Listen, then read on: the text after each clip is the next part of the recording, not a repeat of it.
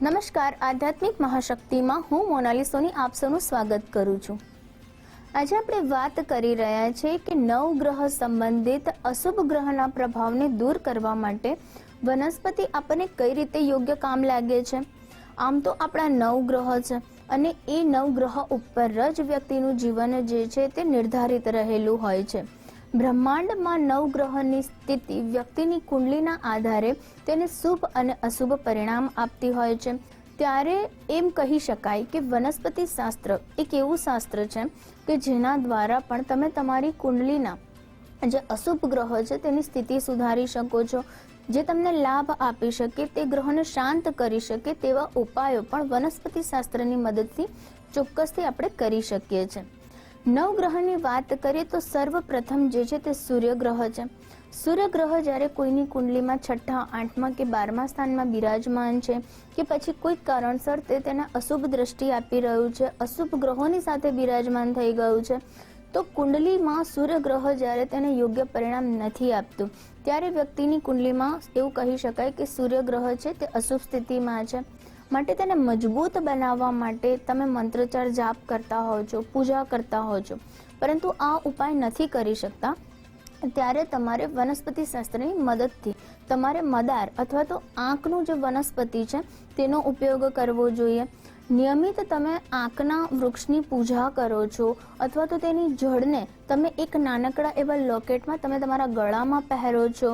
નિયમિત સૂર્યદેવના મંત્રનો જાપ આંકના વૃક્ષની સામે બેસીને કરો છો. આ દરેક કન્ડિશનમાં તમને સૂર્યગ્રહ જે તે લાભ ફળ આપવા લાગે છે. ત્યારબાદ આપણે ચંદ્રની વાત કરીએ કે ઘણા ખરા લોકોના જે કુંડલી છે તેમાં ચંદ્રગ્રહ જે અશુભ સ્થિતિમાં બેઠેલો છે, જેના કારણે માનસિક ડિપ્રેશનનો સામનો કરવો પડતો હોય છે. વ્યક્તિ વધારે તણાવમાં, સ્ટ્રેસમાં રહેતો હોય છે. માતા સાથેના સંબંધો પણ તે વ્યક્તિના ક્યાંક ને ક્યાંક ખરાબ થતા હોય છે. જ્યારે ચંદ્ર સાથે રાહુ ગ્રહ બિરાજમાન થાય કે કેતુ ગ્રહ બિરાજમાન થાય ત્યારે પણ એવું કહી શકાય કે વ્યક્તિનો ચંદ્રમાં ક્યાંક ને ક્યાંક દૂષિત ફળ આપનારો બની રહ્યો છે. ત્યારે તે વ્યક્તિએ પલાશ નામનું જે વૃક્ષ છે તેની પૂજા કરવી જોઈએ, તે વૃક્ષનો છોડ વાવવો જોઈએ અને નિયમિત તેની સામે બેસીને ચંદ્રદેવના મંત્રનો જાપ કરવો જોઈએ. જો આ ઉપાય પણ વ્યક્તિ કરી લે છે તો ચંદ્ર સંબંધિત જેટલા પણ અશુભ પ્રભાવ છે તેની કુંડલીમાંથી તેને દૂર થાય છે અને ચંદ્ર તેને શુભ પરિણામ આપે છે. ચંદ્રના વૃક્ષની જે જડ છે એટલે કે જે પલાશ છે તેને કેસુડો પણ કહેવામાં આવે છે. કેસુડાના પાણીથી સ્નાન કરવાથી પણ તે વ્યક્તિનું મગજ શાંત બને છે. માનસિક ચિંતા, સ્ટ્રેસ, તણાવ આ દરેક પ્રકારની સમસ્યામાંથી તેને રાહત પ્રાપ્ત થાય છે. એવું કહી શકાય કે પલાશની જળને પણ વ્યક્તિ એક લોકેટમાં પહેરી તેના ગળામાં ધારણ કરે છે તો પણ તેને ચંદ્રગ્રહના ઉચિત પરિણામો પ્રાપ્ત થાય છે. ત્યારબાદ આપણે વાત કરીએ કે બુધ ગ્રહ. બુધ ગ્રહ માટેની વનસ્પતિ છે અપામાર્ગ.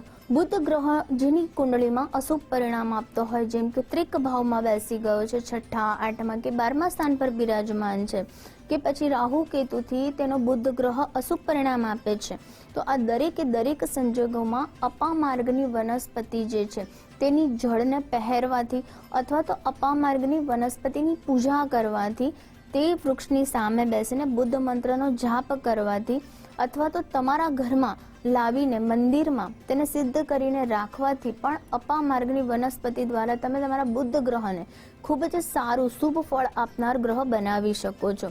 ત્યારબાદ આપણે વાત કરીએ છીએ કે ગુરુ ગ્રહ. ગુરુ ગ્રહ તમારા જીવન માટે ખૂબ જ જરૂરી ગ્રહ છે, કારણ કે ગુરુ ગ્રહ તમારા જીવનમાં સુખ સમૃદ્ધિ લાવનારો ગ્રહ છે. દાંપત્ય જીવનનું સુખ છે, સંતાનનું સુખ છે કે જીવનના એવા ખૂબ જ જરૂરી એવા સુખ છે તે તમને ગુરુ ગ્રહ પ્રદાન કરે છે. માટે ગુરુ ગ્રહ માટે જો કોઈ વનસ્પતિ છે તો તે છે પીપળ. પીપળાના વૃક્ષની તમે પૂજા કરો, માવજત કરો, પીપળાનું વૃક્ષ વાવો. આ દરેક સંજોગોમાં ગુરુ ગ્રહ તમારો મજબૂત થાય છે. સાથે એવું કહેવાય કે જે ભગવાન વિષ્ણુની પૂજા ભક્તિ કરે છે તેનો પણ ગુરુ ગ્રહ મજબૂત બને છે અને તેના માટે તમારે કેળનું વૃક્ષ જે છે તે વાવવું જોઈએ, તેની સિંચાઈ કરવી, માવજત કરવી અને કેળના વૃક્ષની નિયમિત પૂજા કરવાથી પણ તમારો ગુરુ ગ્રહ તમારી કુંડલીમાં ખૂબ જ શુભ પરિણામ આપે છે. ત્યારબાદ આપણે વાત કરીએ છીએ કે મંગળ ગ્રહ જે ઉર્જા આપનારો ગ્રહ છે. મંગળ ગ્રહ માટેની વનસ્પતિ એવું કહેવાય છે કે જે ખેરનું વૃક્ષ છે તેને એવું કહેવાય છે કે મંગળ ગ્રહ માટે તેને નિર્ધારિત કરવામાં આવ્યું છે. તો મંગલ સંબંધિત જો કોઈ કુંડલીમાં દોષ ઉત્પન્ન થઈ રહ્યો છે, જેમ કે તમારા પહેલા, ચોથા, આઠમા કે પછી 12મા સ્થાન પર મંગળ બિરાજમાન છે અને મંગળ દોષ ઉત્પન્ન થઈ રહ્યો છે, અથવા તો છઠ્ઠા, આઠમા, 12મા સ્થાન અશુભ સ્થાન પર બેસીને મંગલ ગ્રહ તમને અશુભ પરિણામ આપી રહ્યો છે, ત્યારે પણ તમારે ખેરના વૃક્ષની પૂજા કરી શકો છો. મંગલ દેવનો જે મંત્ર છે તે મંત્રનો તમારે ત્યાં બેસીને 108 વાર જાપ કરી શકો છો. ખેરના વૃક્ષને લાલ નાડાછડી બાંધવાથી અને તેની સિંચાઈ કરવાથી, તેનું માવજત કરવાથી, તેની પૂજા કરવાથી તમારી કુંડલીમાં રહેલો મંગળ ગ્રહ છે જે તમને ખૂબ જ સારું પરિણામ આપે છે. શુક્ર ગ્રહ માટે જો કોઈ વનસ્પતિ છે તો તે છે ગુલર. જ્યારે તમારી કુંડલીમાં ત્રિક ભાવમાં શુક્ર બિરાજમાન થઈ જાય છે તો તેનું શુભ પરિણામ પ્રાપ્ત કરવા માટે તમારે ગુલરના વૃક્ષની જડ ગળામાં પહેરી શકો છો, અથવા તો તમે તમારા હાથના બાજુ પર બાંધી શકો છો. તે કરવાથી પણ તમારો શુક્ર તમને ખૂબ જ સારું પરિણામ આપે છે. તમારો શુક્ર તમારા જીવનમાં લક્ઝરી, સુખ, સુવિધા પૂરી પાડે છે. શુક્ર માટે એવું પણ કહી શકાય કે જે તુલસીનો પૌધો છે તે માતા લક્ષ્મીજીનું સ્વરૂપ છે, અને માટે તમે તુલસી જે છે તેને વાવો છો તમારા ઘરના આંગણામાં, ત્યારબાદ તેની પૂજા કરો છો અને તુલસી જે છે તેનું નિયમિત તમે માવજત કરો છો, તો પણ તમારો શુક્ર ગ્રહ તમને શુભ પરિણામ આપે છે. અને સાથે સાથે માતા લક્ષ્મીજીનો પણ તમારા જીવનમાં, તમારા ઘરમાં વાસ થાય છે. ત્યારબાદ આપણે વાત કરીએ તો રાહુ ગ્રહ. રાહુ ગ્રહને ખૂબ જ જટિલ ગ્રહ માનવામાં આવે છે, રહસ્યમય ગ્રહ માનવામાં આવે છે, અને ઘણા ખરા કેસોમાં જ્યોતિષશાસ્ત્રની મદદથી જ જે રાહુ ગ્રહ છે તેનો રત્ન ધારણ કરવો જોઈએ. કુંડલીમાં જ્યારે રાહુ ગ્રહ અશુભ પરિણામ આપતું હોય ત્યારે તે વ્યક્તિનું માઇન્ડ જે છે તે ભ્રમિત કરી દેતું હોય છે, તેનું ફોકસ લેવલ ખરાબ થઈ જાય છે, કોઈ પણ કાર્ય સમયસર નથી કરી શકતો, ખૂબ જ ઝડપથી ખરાબ આદતોમાં પડી જાય છે.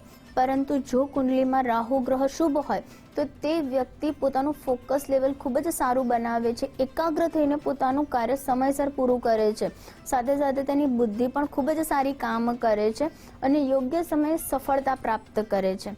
તેને શુભ બનાવવા માટે નિયમિત તમારે ચંદનનું તિલક તમારા મસ્તિષ્ક ઉપર કરવું જોઈએ, કારણ કે તમારું મસ્તિષ્ક જે છે તે રાહુના પ્રભાવમાં આવે છે, અને જ્યારે તે શાંત હશે, એકાગ્ર હશે, ત્યારે તમે યોગ્ય સમયસર તમારું કાર્ય પૂર્ણ કરી શકશો અને સફળતાને પ્રાપ્ત કરી શકશો. માટે રાહુ ગ્રહને સારો કરવા માટે નિયમિત તમારે ચંદનનું તિલક કરવું જોઈએ. અંતિમ જે છે તે અશ્વગંધા, જે કેતુ માટેની વનસ્પતિ છે. કેતુ ગ્રહ અશુભ ફળ આપતું હોય તો તમે અશ્વગંધાનું ચૂર્ણ જે છે તેનું પણ તમે નિયમિત સેવન કરી શકો છો. અશ્વગંધાની જોડને ધારણ કરી શકો છો, તેના વૃક્ષની પૂજા કરી શકો છો, અને સાથે સાથે પ્રાણીઓની સેવા કરવાથી પણ કેતુ ગ્રહ તમને શુભ પરિણામ આપે છે. નવગ્રહ વનસ્પતિ જે છે તે આપણા ગ્રહોને નિર્ધારિત રીતે તેનું યોગ્ય પૂજન કરીને તે વૃક્ષની સામે બેસીને મંત્ર જાપ કરવાથી તમારો તે ગ્રહ તમને ખૂબ જ ઝડપથી સારું પરિણામ આપે છે, અને સાથે સાથે કોઈ પણ પૂજા યજ્ઞ વગર પણ તમે તમારા ગ્રહોને શુભ સ્થિતિમાં લાવી શકો છો. જ્યોતિષશાસ્ત્રમાં ખૂબ જ અલગ અલગ સમાધાન આપવામાં આવ્યા છે. તેનો સમયસર યોગ્ય રીતે ઉપયોગ કરવામાં આવે તો ચોક્કસ રીતે તમારા જીવનની સ્થિતિ સુધારી શકે છે. તેના નિયમોનું પાલન કરીને, તેમાં જણાવેલા ઉપાયો કરીને તમે તમારું એવું કહી શકાય કે એક પણ રૂપિયાનો બગાડ કર્યા વગર પણ તમે તમારા જીવનની દશા સુધારી શકો છો, તમારા ભાગ્યમાં પરિવર્તન લાવી શકો છો. તો આ બધા ઉપાય કરીને વનસ્પતિ શાસ્ત્રની મદદથી પણ તમે તમારા ગ્રહોને શુભ સ્થિતિમાં લાવી શકો છો. તો આ સાથે હું રજા લઉં છું. નમસ્કાર.